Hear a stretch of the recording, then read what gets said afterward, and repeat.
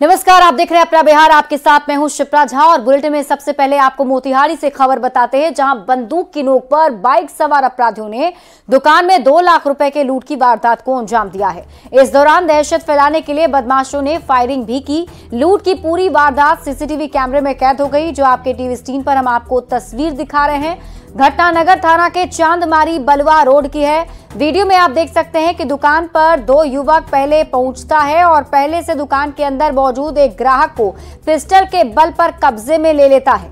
फिर दूसरा अपराधी चाकू निकालकर दुकानदार से दुकान में रखे 2 लाख रुपए लेने के बाद दुकान के तिजोरी को खोलकर देखता है।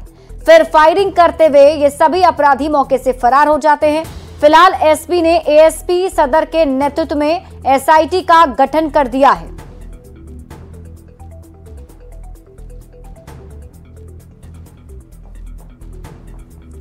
पूर्णिया में नेटवर्किंग नौकरी देने के नाम पर एक बड़ा फर्जीवाड़े का मामला सामने आया है। सदर थाना पुलिस ने रामबाग पिंक सिटी के कई लॉज में छापेमारी कर 40 लड़कों को हिरासत में लिया। इन लड़कों से पूछताछ की जा रही है। कुछ लड़कों का कहना है कि वे लोग बंगाल के रहने वाले हैं। इस बाबत सदर एसडीपीओ ने कहा कि प्रथम दृष्टि ये नेटवर्किंग का मामला लग रहा है। हालांकि इसकी जांच की जा रही है कि क्या इसमें कोई फर्जीवाड़ा या गड़बड़ी है भी या नहीं। जांच के बाद ही कुछ स्पष्ट हो पाएगा। इस खबर पर और अधिक जानकारी दे रहे हैं न्यूज 18 संवाददाता कुमार प्रवीण। ट्रेनिंग करने के बाद तुमको काम मिलेंगे और काम करके 1 महीने बाद तुमको पैसे मिलेंगे। अभी पैसा भी लिया था? हाँ सर, लिया था। कितना पैसा लिया था तुमसे? मैंने 3000 रुपए दिए थे और बोला था कि बाकी पैसा बाद में देने के लिए बोला था उसने। टोटल कितना डिमांड था? मेरा डिमांड था 10,000 12,000 रुपये 700 12,700 रुपये। 12,700 मांगा था वो? Yes sir. Jahangir? Yes sir. क्या कह के मांगा था? बोला था कि तुमको यहाँ, मेरा तो घर में मजबूरी है, मेरे को पैसा कमाना है, इसीलिए मैंने आ गया। तो बोला था कि तुमको महीने में 17,000 मिलेगा, तुमको 12,700 रुपये देना होगा, उसकी वजह से तुमको खाना मिलेगा। कब से काम करो यहाँ? 24 दिन हुआ है। क्या सब कर रहे थे? यही ट्रेनिंग वगैरह ले रहे थे काम के बाद। क्या ट्रेनिंग दे रहा था? वही क्लास। क्या पैसा का डिमांड किया था? 20,600। 20,600 लिया है तुमसे? हाँ। और सैलरी कितना दे रहा था? सैलरी तो अभी मिला नहीं, क्योंकि महीना पूरा नहीं हुआ इसलिए। कितने लड़के यहाँ पे काम करते हैं टोटल? यह बिल्डिंग पे 30-35 आदमी रहते हैं। वो ये लोग बोल के कि ट्रेनिंग कर रहा है, तो मार्केटिंग का कुछ इन लोगों का ये है। हाँ। उस हिसाब से मतलब ट्रेनिंग ऐसे देखते हैं बच्चे लोग पठन पाठन भी करता है। इसका मेन ऑफिस उधर है। वही सर जो जहांगीर था सर। हाँ। सामने जो बात कर रहे थे इस रूम में। हाँ हाँ हाँ, वो सर जी मैडम जो है उन लोगों से ये करके ली है, सब कुछ ली है। जहांगीर ही मेड है इन लोगों के ऊपर जो है सर। अच्छा। जहांगीर है। तो आपसे कौन लिया था रेंट पे? वही आशीष करके जहांगीर। हम मेन जहांगीर ये है। आशीष कौन है? इससे ऊपर वाला है। वो कहाँ का रहने वाला है? पूर्णिया में नेटवर्किंग के नाम पर बड़ा फर्जीवाड़ा का मामला सामने आया है। रामबाग और पिंक सिटी के आसपास लॉज से करीब 30 से 35 लड़कों को आज हिरासत में लिया गया है। और ये वो लड़के हैं जिन्हें कि नौकरी देने के नाम पर झांसा देकर यहाँ पर बंगाल से बुलाया गया था। ये सभी बंगाल के मुर्शिदाबाद और कई अन्य जगहों के रहने वाले हैं, जो यहाँ पर पूर्णिया में जहांगीर और कुछ अन्य लोगों के द्वारा इन्हें झांसा देकर बुलाया गया था। और इन लड़कों का कहना है कि किसी से 20,000 तो किसी से 12,000 रुपया लिया गया था और इन लोगों को ट्रेनिंग दिया जाता था। बदले में एक हर्बल टाइप का कोई मेडिसिन को पैक करवाया जाता था और उसके लिए इन लोगों को रखा गया था। सूचना मिलते ही आज नए एसपी ने यहाँ पर पुलिस के माध्यम से रेड करवाया और लगभग 30-35 लड़कों को पकड़ा गया है। हालांकि अभी जांच चल रही है। बहरहाल देखना है कि आगे इस मामले में क्या खुलासा होता है। कुमार प्रवीण, न्यूज 18 पूर्णिया।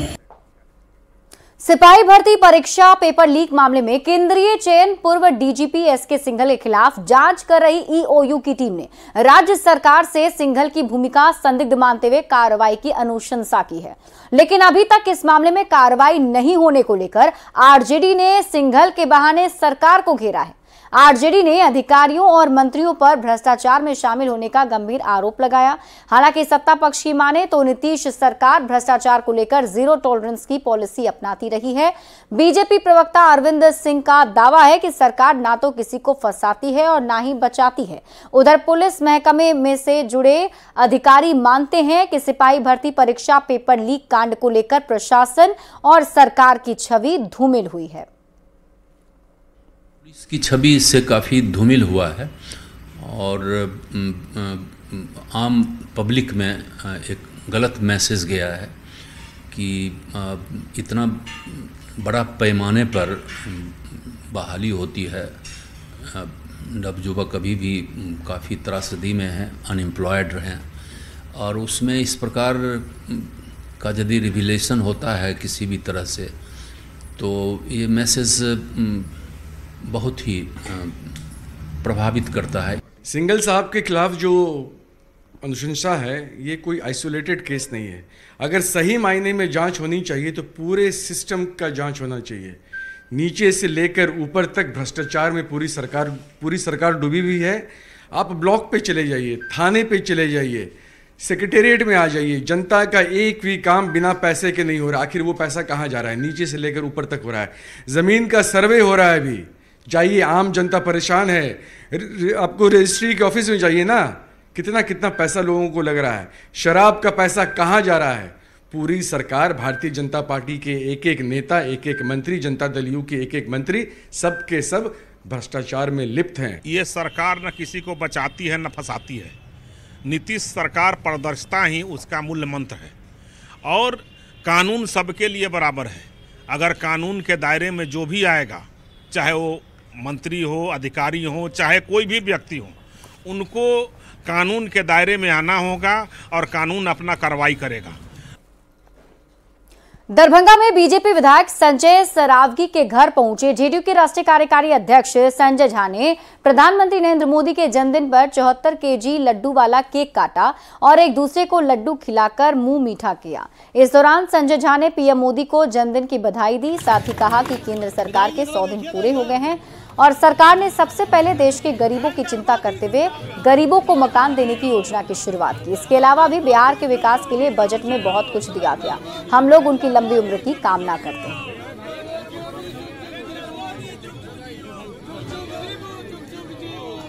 यहाँ मना रहे हैं हम लोग सब मिथिला के तरफ से, बिहार के तरफ से प्रधानमंत्री जी को शुभकामना और बधाई देते हैं उनके जन्मदिन पर। और आज 100 दिन पूरा हुआ इस नए सरकार में, प्रधानमंत्री जी नरेंद्र मोदी जी के नेतृत्व में। और 100 दिन में जो काम 10 साल के बाद, मैं बताया कि 60 साल के बाद पहली बार कोई प्रधानमंत्री तीसरी बार जनता के आशीर्वाद से प्रधानमंत्री। और एक बात और ध्यान रखिएगा, लोग जो बात करते हैं 3 पोल अलायंस में मेजॉरिटी प्रधानमंत्री जी को मिला हुआ है, तब ये एनडीए की सरकार केंद्र में नरेंद्र मोदी जी के नेतृत्व में बनी। हमारे प्रधान सेवक देश के यशस्वी प्रधानमंत्री आदरणीय श्री नरेंद्र मोदी जी का 74वां जन्म दिवस समारोह मनाया जा रहा है।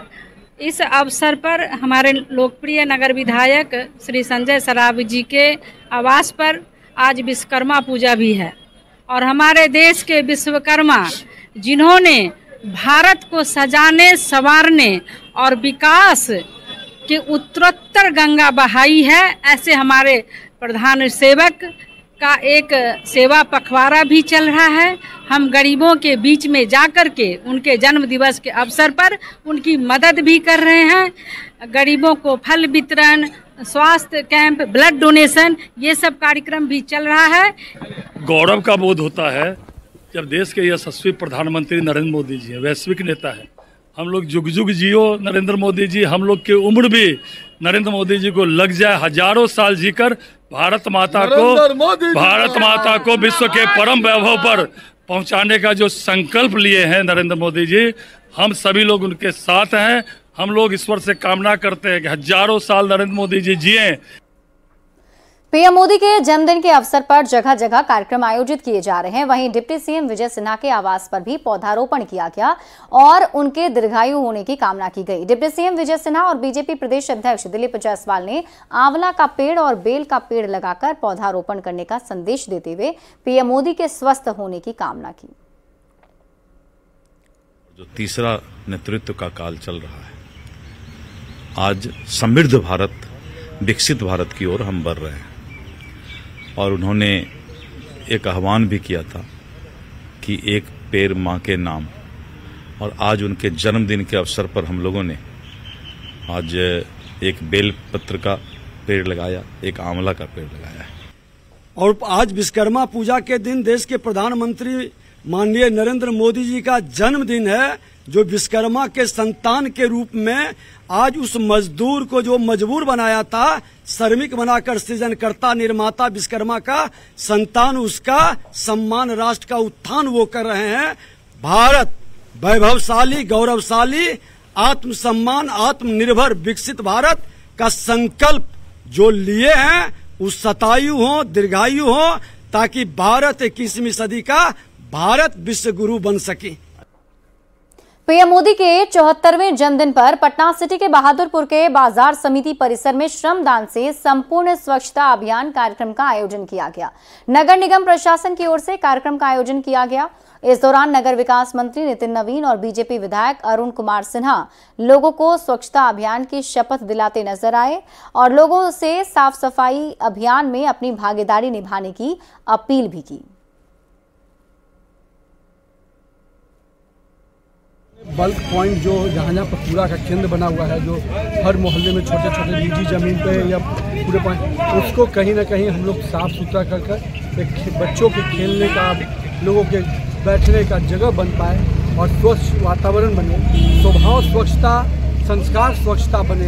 इस संकल्प के साथ आज के नरेंद्र मोदी जी के जन्मदिन पर अगर हम देशवासियों को तोहफा देना चाहते हैं तो स्वच्छता के संकल्प को आगे लेके जाएं। यही सबसे बड़ा तोहफा नरेंद्र मोदी के लिए होगा।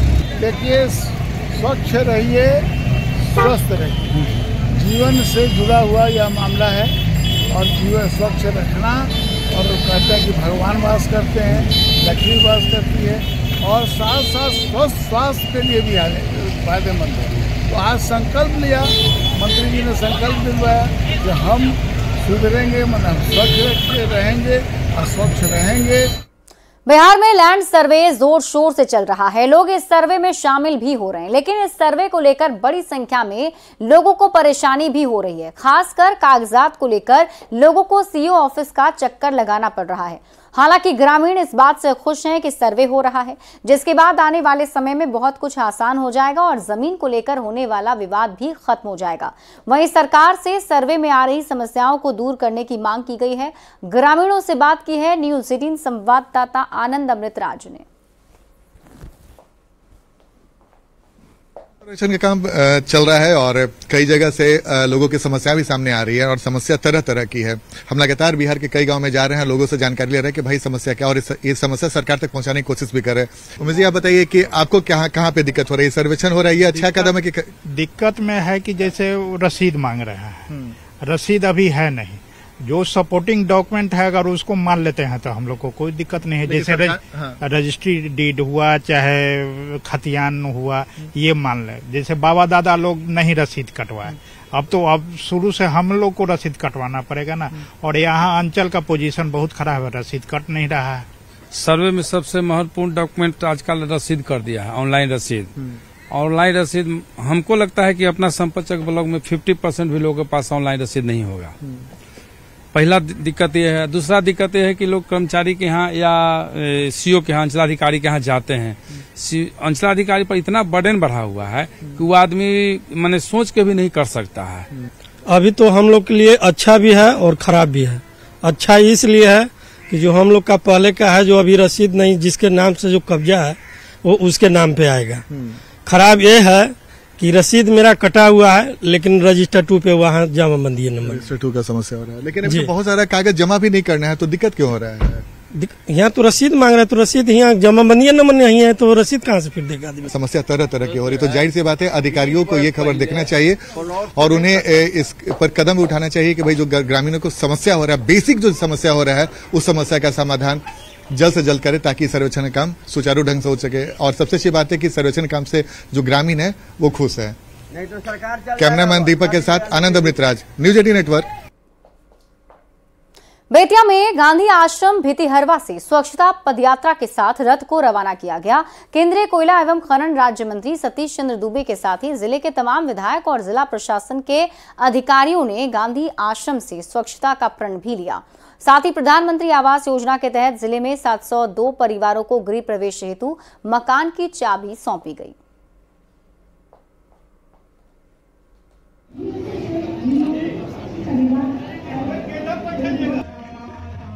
और ये तस्वीर हम आपको दिखा रहे हैं उस वक्त की जब ये कार्यक्रम आयोजित की गई थी। आपको बता दें कि मौके पर पदयात्रा की शुरुआत की गई है और इस जरिए स्वच्छ बिहार को लेकर भी संकल्प लिया गया है। किस तरीके से स्वच्छता अभियान चलाया जाए और कैसे लोगों के बीच में जागरूकता फैलाई जाए, खासतौर पर स्वच्छता को लेकर।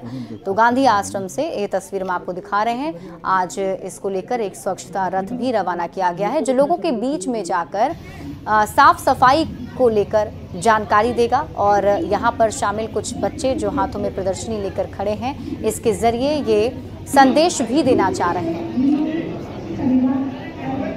होगा आपके यहाँ प्रदूषण बैलेंस जब तक नहीं होगा, जब तक आप पेड़ नहीं लगाइएगा। पेड़ लगाइएगा तो प्रदूषण भी बैलेंस होगा, इधर आप स्वच्छ रहिएगा तब भी स्वस्थ रहिएगा। दोनों के कॉम्बिनेशन से आदमी स्वस्थ रह सकता है, इसलिए दोनों संदेश जरूर। और यहाँ रुकने एक छोटे से ब्रेक के लिए, जल्द लौटते हैं वापस।